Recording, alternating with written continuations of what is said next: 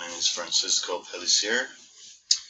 I'm from Harrisburg, Pennsylvania, born and raised in Puerto Rico. So if you have a hard time to, because of my language, sorry for that. I still practice in English. So my topic here is missing information and fake news.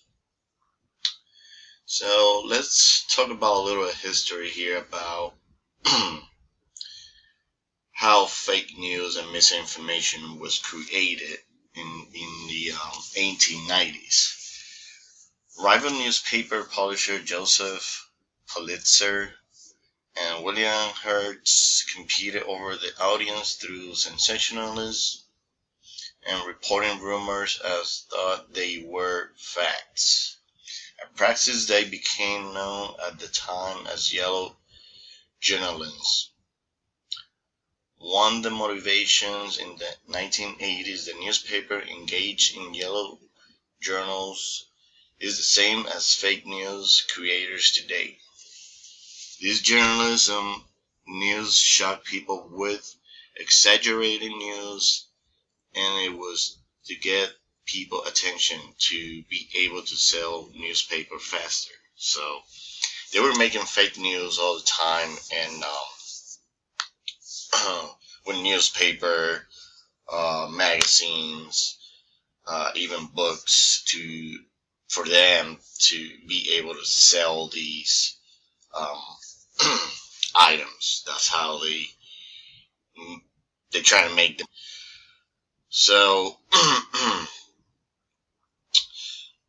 after that, um, how contemporary fake news is different. No matter who started the fake news, in its modern form is different from the historical forms of journalistic nonsense outlets.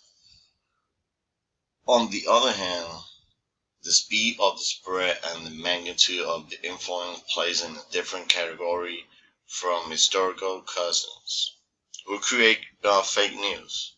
There are three unique parts to modern fake news that make it different from older varieties of internationally exaggerated or false reporting: the who, the what, and the how. Fake news, it was created and spread by either those with ideological interests. So, the future of the truth and misinformation. Experts and scientists are coming together to see if they can reduce false information and misleading any fake news online, such like social media, like Facebook and all social media, Instagrams, and all that good stuff. So, how they can prevent this in the future? I mean, right about now they trying so hard, and it's hard to take this away from social media nowadays. So, uh, those forecasting improvement place their hopes in technological fix and society solutions. They are stating that in the next 10 years they will have balance to reduce the false news spread in the internet and society. So let's see how these scientists and experts can um, not stop, but at least have a balance in social media and the society to be able to control the fake news and um, to have people believing more in the news that we journal, the news that we put in social media or any newspapers. Sorry for that. How can we avoid fake news? with the current situation with coronavirus as grow. So people are sharing more information that is false or misinformed. With this generation now, it's very easy to share false information on Facebook or WhatsApp, but the problem is when the people will take the time to question the information, the source, unchecked, and false information can spread quickly. So we all know how coronavirus went viral, like in,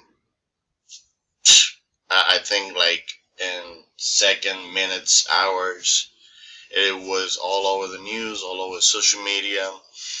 They even start to making fake antidote, like to cure the coronavirus, which it was fake. Um, even I saw news that people start to drinking some medicine, making at home to cure the virus, and, all that it's fake. It's for them. It's like to catch the weakness, the people that I don't understand um, how this virus works, and how scientists they were working together with the government to be able to have a vaccine. So people they were desperate. Some people they create the news and to be able to make money on the side and all that stuff. So so a little bit quick tips how to prevent false information. I have a couple of them. So don't get all your information on social media. Check trusted website or government website. Check who wrote the article. Can you trust what they posted? And are they qualified to post this kind of information? Before sharing any information or any post on Facebook or WhatsApp, make sure you have checked that is trustworthy and factual information. So you have to dig in and have a little more detail where this information is coming from, who is the author, um, have a detail of this information that you're getting, and to be able that it's a true information that is like concrete, that this information that you're gonna share in any kind of way. It could be social media or a newspaper or magazine and all that good stuff. So I appreciate your attention, and again thank you, and hope to see you the next turn.